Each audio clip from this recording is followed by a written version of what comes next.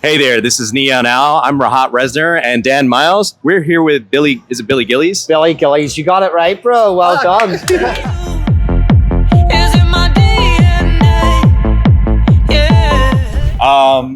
So Billy, like this is your time in Miami. Just saw your set, super fantastic. Thank you. You played DNA just recently as well on the set as well, and it's been Yes. like popping off on the airs and like and on the charts already. So It's been insane. Like, Yeah. how big DNA's got for me. Like, I'm only after checking my Spotify, and it's just hit 50 million streams, over 50 million streams on my Spotify alone. So okay. that's more than all my tracks I've ever made combined.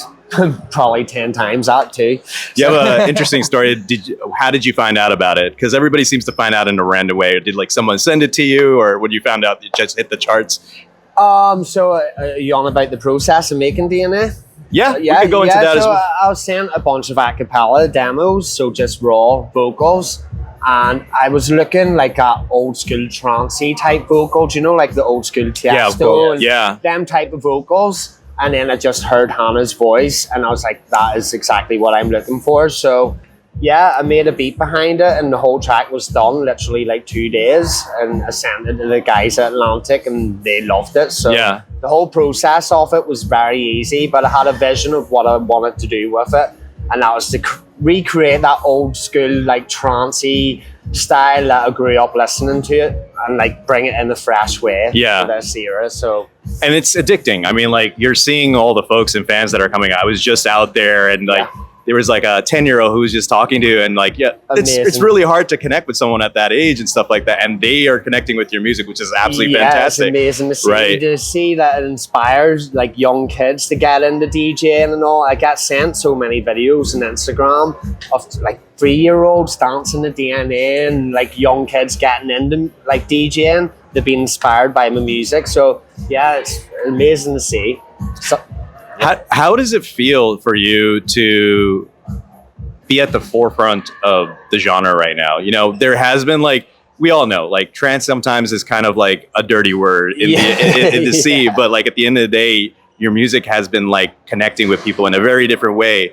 What do you think about your music is really trying to breaking through with the people here? yeah, I think it's when I listen to a tune, it's all about the melody for me, the melody and the vibe. So like every track I make, I always have to make sure it has a good, memorable melody in it, or just a good vibe in general. And like, yeah, I grew up listening to like the faster BPM style of trance, and I think there's a big gap in the market now for that sound to come back through. Yeah. Just with the melodies and the big catchy vocals with the trancey, spacey pads and all that.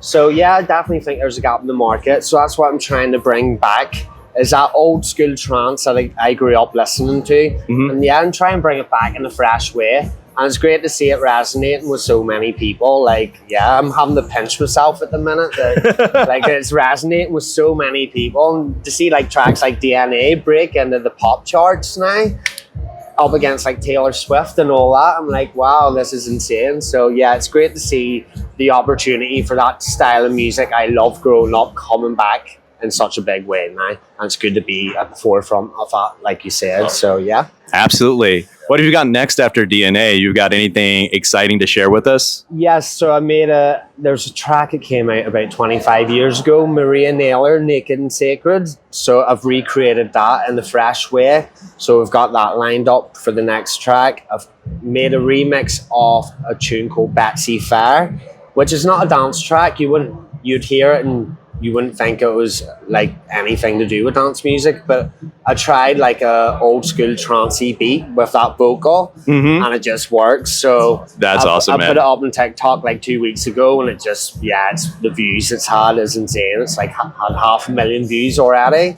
So we're trying our best to get that out as well. So yeah, I've got plenty of tracks lined up, but I just want to bring back that trancey style I loved growing up, like a Tiesto's, Paul Van Dyk's, old Armin van Buuren. I just want to, bring that sound back to the masses. So yeah, I absolutely love it. I mean, exciting time. both of us have grown up with trance, and like it's just amazing just to be able to see like you being up on stage, just like connecting with all those fans out there. Thank you, bro. And what are the next shows that you're going to be playing at soon? So I've got Vancouver lined up on Saturday here. I love playing in Canada. There's a good scene in Canada starting to build. So every time I go there, the shows just get bigger and bigger. I've got Australia in 2 weeks' time. So I've got Melbourne, Sydney. Every time I go there, it pops off. I played there in December and literally just turned down DNA, and the whole festival was just singing it back to me, like 20,000 people. So I've got Australia lined up, Asia. Like I'm busy. It's hard to keep up with all my gigs, but my gigs are coming in thick and fast at the minute, and it's great to see. Any more plans in the States, or if not, where would you love to play? In the States, I still feel like I could play a lot more shows in the States. So I played EDC Vegas and Dream State. So every time I played there, it's been amazing. But I feel like I want to bring my sound more in the States. I want to build myself up a wee bit more, like I have in the UK. So there's definitely a big trance scene in the States, because every time I played Dream State, like, the crowd is absolutely fucking. Oh yeah, it's like a ritual. For that trance sound, and it's great to see, and it just gets bigger and bigger every year. So it's an exciting time. So hopefully get back to the States a lot more. I have a question for you. Like, based on the tour schedule that you just expanded on, right, and now wanting to come into the States, like what keeps you really fresh in the mind and not being bogged down by like burnout, and how do you keep your mental health you really need healthy? a balance. You really need a balance in this game. Like, you can't go and DJ and like drink and all the time. You really need to just say no to people sometimes and just focus on your career, because like there's sometimes if I did have a drink, it takes me a week to recover from it, and you're not getting no work done. Kind of at that age like, now. I'm kind of that the early 30s. I'm at that age, so I really need to just balance that out. But my advice for people, if you want to really make it in this scene, you really need to just stay focused. Don't let all the distractions, girls, alcohol, all that fool you. Just stay focused on what you want to do, and good things will come. Yeah, I mean, at Neon now, we're a place where we're really focused on artist development and in helping people to really grow in the music industry. If aside from that advice, what's one of the biggest pieces of advices that you've ever gotten that has really, really kept you growing and like building yourself up? Yeah, just stay true to your sound. Like all your influences, like just what makes you is all your influences from the past, and you try and bring it into one package. That's what I do. I like take influence from like pop music, like R&B, trance, everything, and try and bring it into my own sound. And that's what makes me me.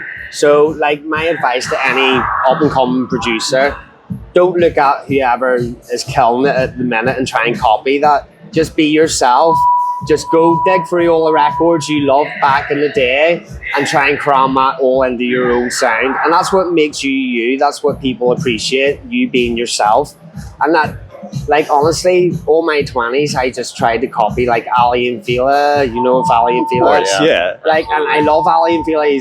They're one of my biggest inspirations. But I wasn't being me, you know what I mean? And it wasn't until I went through my old record collection that I built up being a younger kid, and I went through all the hard house records and all, and I was like, I want to bring this type of sound back, like, and then I just crammed it all into the production process, and my sound just instantly got more unique. It sounded like no one else, and that's when my career started to take shape. So be yourself. If you're looking to make it in this scene, just be yourself and just rely on your own influences to shape your own sound. I have a question to expand on that, because you touched on a subject that I feel like almost every producer struggles with, right? Is like acceptance. Yeah. Like, I want to be accepted, so therefore I need to make a track that sounds like the people that have already made it. Yeah. So from your perspective and your experience, how have you dealt with exactly what you're saying? How have you dealt with dealing with that? No one wants a second best. No one wants like a copy of Armin van Buuren. No one wants a copy of Ali and Fila. Like, if you want to really stand out in this scene, you really need to do something different. And like I said, yeah, take inspiration from just all different types of music, whatever you like.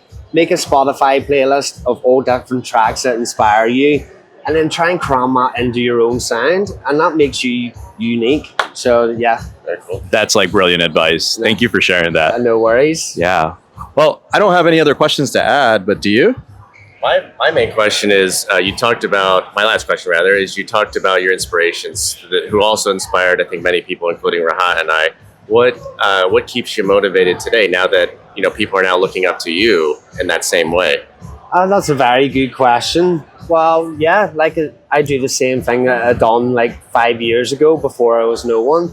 Go through all the tracks that inspired me, like from back in the day, and yeah, remix them, or like just take wee snippets of tracks and try and put that into my own sound. So yeah, I'm constantly on Spotify just looking out for new music that inspires me. Like, I don't pigeonhole myself in just one genre. I listen to dubstep, drum and bass, everything like inspires me, and it could be just one simple little idea, and that gets me inspired to go in the studio and do something around that idea, but something different. You know what I mean? So yeah.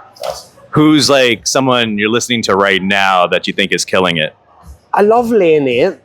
Like, I really love Lane 8. Yeah. Like, he's totally different to the sound I do. He's more on the progressive side, but I love the way he just keeps tracks simple. He keeps the ideas simple. Like, the main focus is like the melody in all of his tracks, and that's what I really appreciate. He doesn't over cram his tracks with too much sounds. It's just focused, nice melodies that just, yeah, give you a nice vibe. So Lane 8, big up, Lane 8.